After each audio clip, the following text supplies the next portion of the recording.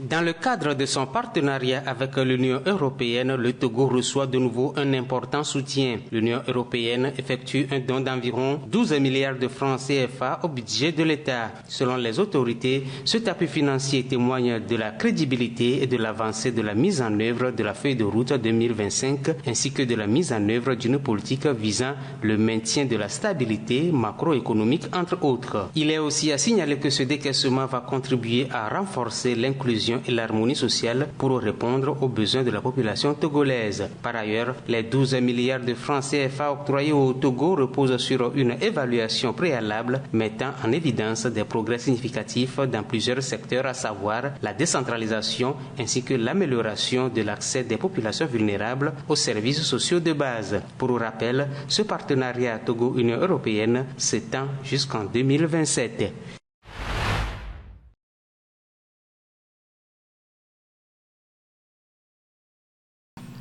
Le Togo n'est pas arrivé à passer la barre de la moyenne en ce qui concerne la gouvernance économique courant 2024.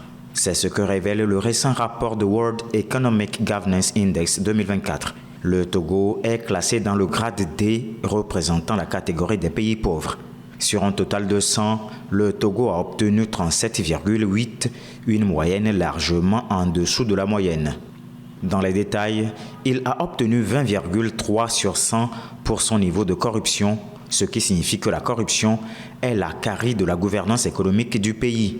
Pour l'état de droit, le Togo a obtenu 33,9, 43,7 pour la liberté de presse et 40,5 pour les droits politiques.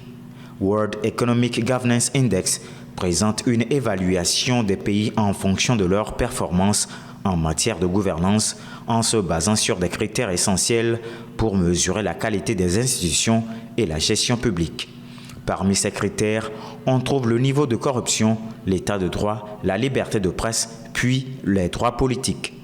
Ainsi, le classement est dominé par le Danemark qui a obtenu 98,8 avec 100 sur 100 en indice de corruption. La Libye, par contre, se retrouve au bas de l'échelle avec 14,2 de moyenne. Ce classement a révélé aussi qu'aucun pays africain ne se trouve dans le grade A représentant les pays les mieux gouvernés. Seule l'île Maurice est arrivée à se tailler une place dans le grade B. Il partage ce grade avec d'autres pays africains comme le Ghana et l'Afrique du Sud. C'est la période des fêtes de fin d'année. L'ambiance s'installe peu à peu dans nos villes et villages à l'approche de Noël et du Nouvel An. Malheureusement, il s'agit aussi d'une période associée à une hausse d'actes d'insécurité. Afin de permettre à tous les citoyens de passer ces moments dans une bonne atmosphère de fête, le gouvernement compte renforcer la sécurité. Ainsi, le ministère de la Sécurité et de la Protection civile lance une opération de sécurisation dénommée Kéligou sur l'ensemble du territoire national. Ce dispositif comprend des actions de police administrative et judiciaire, incluant des opérations coup de poing et de contrôle de zone, ainsi que des patrouilles de sécurisation et de proximité de jour comme de nuit, puis des contrôles d'identité et de routiers. L'autorité signale également que cette opération pourrait conduire également à des interpellations pouvant conduire à des gardes à vue. Par ailleurs, il est aussi demandé aux citoyens de signaler toute situation suspecte ou tout individu au comportement inhabituel en contactant les unités de police ou de gendarmerie.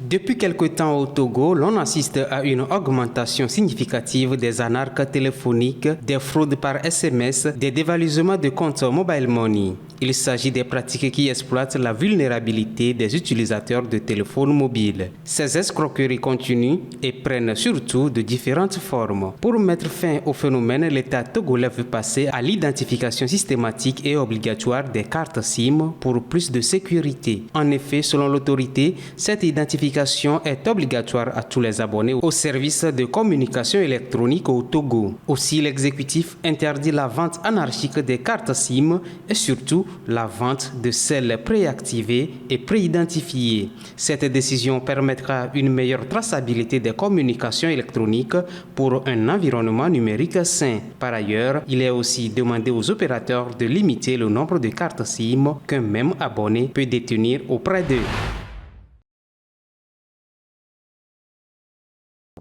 Le Soudan est toujours en proie à une guerre civile dévastatrice depuis avril 2023. Ce conflit qui a provoqué l'exode de millions de personnes se double d'une crise climatique, amplifiant la souffrance des populations. La matinée du samedi 15 avril 2023 était tout à fait normale, jusqu'à ce que nous entendions une très grosse explosion. Elle a fait trembler toute notre maison. Malheureusement, ces explosions et ces bruits n'ont jamais cessé. Jusqu'à présent, cela fait plus de 600 jours que la guerre a commencé au Soudan. Nous sommes restés dans notre maison pendant 3 semaines, puis nous avons commencé à manquer de nourriture, d'eau et d'électricité. Nous avons dû partir. La guerre a déplacé plus de 10 millions de Soudanais, mais elle a aussi aggravé leur vulnérabilité face aux catastrophes, comme les dernières inondations qui ont submergé plusieurs régions. Quelques mois plus tard, lors de la dernière saison des pluies, nous avons subi une inondation dévastatrice. La guerre au Soudan a fait plus de 12 millions de réfugiés et de personnes déplacées. Le plus grand nombre de déplacés s'est concentré dans les États inondés. La zone totale qui a été inondée est plus grande que l'Allemagne en termes de superficie. Il est donc certain qu'une grande partie des camps s'y trouvaient. Actuellement, le Soudan vit la plus grande crise humanitaire jamais connue. Face à cette double crise, Nisrine Eslaim appelle à une approche plus humanitaire adaptée aux réalités du changement climatique. Nous devons tenir compte du changement climatique lorsque nous planifions des interventions humanitaires. Faire de l'humanitaire sensible au climat n'est pas un privilège, c'est une clé et c'est un devoir fondamental, sinon tous nos efforts humanitaires tomberont à l'eau. Pour cette militante, il est urgent de repenser la réponse internationale au Soudan, où guerre civile et climat font des ravages.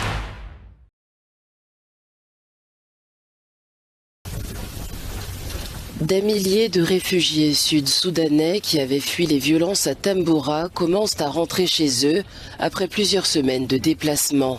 Ces retours se font cependant dans des zones encore dévastées où la violence a laissé des traces profondes. Zéphérina, une déplacée de la région d'Akpa, raconte les événements qui ont contraint sa communauté à fuir. Elle décrit les destructions, la peur et l'incapacité de se déplacer. La guerre nous a poussés à partir. Nous sommes ici dans la brousse depuis environ 2 semaines. De nombreuses personnes sont mortes dans notre village d'Akpa. L'hôpital de notre région a été vandalisé. Nos dirigeants locaux ont quitté la région, alors nous aussi. Nous ne connaissons pas les hommes armés qui tuent notre peuple. Nous ne pouvons pas nous déplacer parce que nous n'avons aucun moyen de transport pour emmener nos enfants dans des zones plus sûres. C'est difficile pour nous. Nous faisons actuellement de notre mieux du côté de l'UNMISS pour surveiller la situation, effectuer des patrouilles dans la zone et garder la zone sous contrôle. L'ONU a intensifié ses efforts pour stabiliser la zone.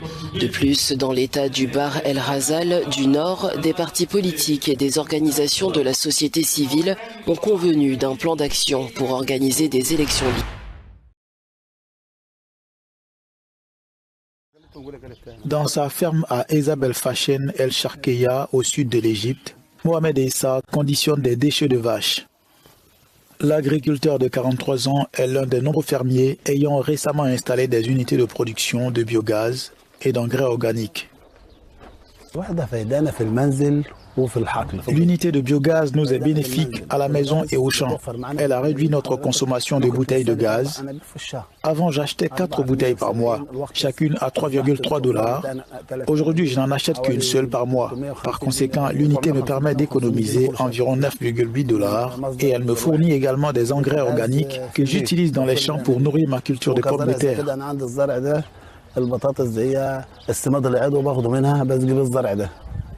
Ces unités transforment le fumier du bétail en combustible à usage domestique, une alternative écologique au gaz butane devenu trop cher.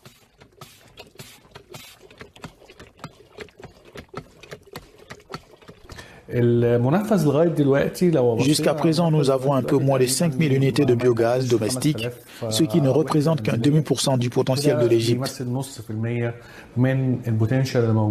Il y a de nombreuses raisons à cela, notamment un manque de financement.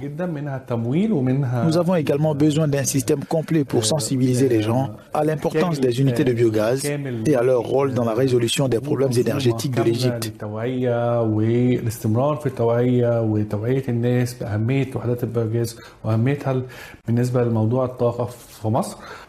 En Égypte, près de 10 millions de ménages utilisent encore des bouteilles de butane subventionnées en attendant d'être connectés au réseau de gaz naturel.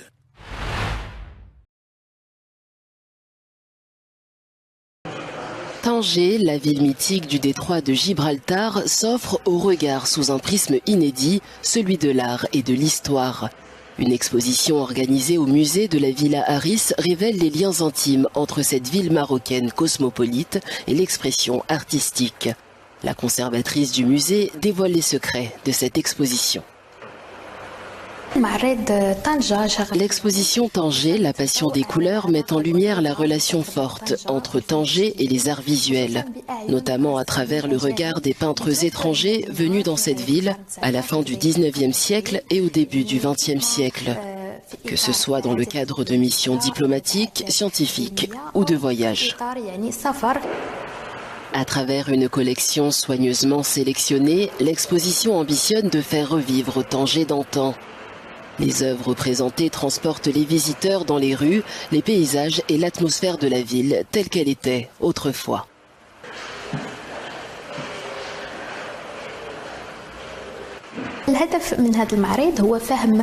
L'objectif de cette exposition est de comprendre la profondeur et l'histoire de la ville à travers une collection d'œuvres d'art grâce à laquelle les habitants de Tanger et tous les Marocains peuvent découvrir la ville telle qu'elle était dans le passé. Nous le faisons en particulier pour les jeunes et les générations futures. Ici, on retrouve une trentaine d'œuvres signées par des artistes étrangers comme le Britannique George Owen Apperley.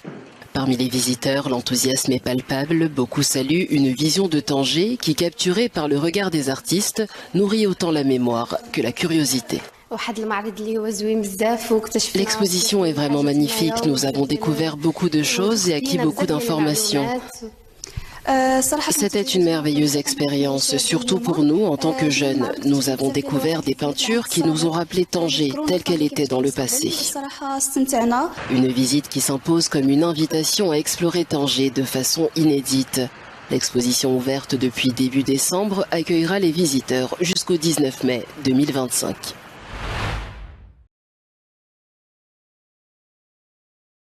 Un avion d'Azerbaïdjan Airlines s'est écrasé le 25 décembre près d'Akto dans l'ouest du Kazakhstan, tuant 38 personnes. Cette tragédie soulève des questions sur l'implication de la Russie, notamment après les excuses de Vladimir Poutine. Samedi, lors d'un entretien téléphonique avec son homologue azerbaïdjanais, Poutine a exprimé des regrets que l'incident ait eu lieu dans l'espace aérien russe, sans toutefois admettre la responsabilité de son pays. Vladimir Poutine a précisé que l'avion avait tenté d'atterrir à Grozny alors que la ville était attaquée par des drones ukrainiens. Il a assuré que la défense russe avait repoussé ces attaques sans confirmer si l'avion avait été touché. De son côté, le président azerbaïdjanais Ilham Aliyev a souligné que des témoins et des signes visibles sur le fuselage suggéraient une interférence physique extérieure. Les deux présidents ont convenu de l'importance d'une enquête.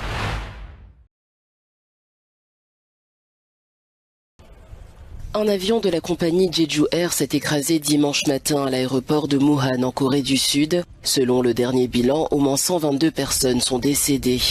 L'accident s'est produit lors de l'atterrissage lorsque l'appareil a dérapé et percuté une barrière, déclenchant un violent incendie. Nous supposons que la cause de l'accident est une collision avec un oiseau ou une détérioration des conditions météorologiques. La cause exacte sera déterminée par une enquête médico-légale et conjointe. L'avion transportait 181 personnes, dont seulement 2 membres d'équipage ont pu être extraits de l'épave conscients. Alors que les secouristes s'activent, la direction de Jeju Air a réagi publiquement ce dimanche, exprimant son émotion et ses excuses. Tout d'abord, je m'incline pour présenter mes excuses à tous ceux qui ont chéri Jeju Air. Je tiens surtout à présenter mes excuses et mes condoléances les plus sincères aux personnes qui ont perdu la vie dans l'accident et à leurs familles. Pour l'instant, il est difficile de présumer de la cause de l'accident et nous devons attendre les résultats de l'enquête officielle menée par les autorités. Les secours ont mobilisé 32 camions de pompiers et des hélicoptères pour maîtriser l'incendie. Cet accident est l'un des plus meurtriers en Corée du Sud depuis 1997, où un crash à Guam avait fait 228 morts.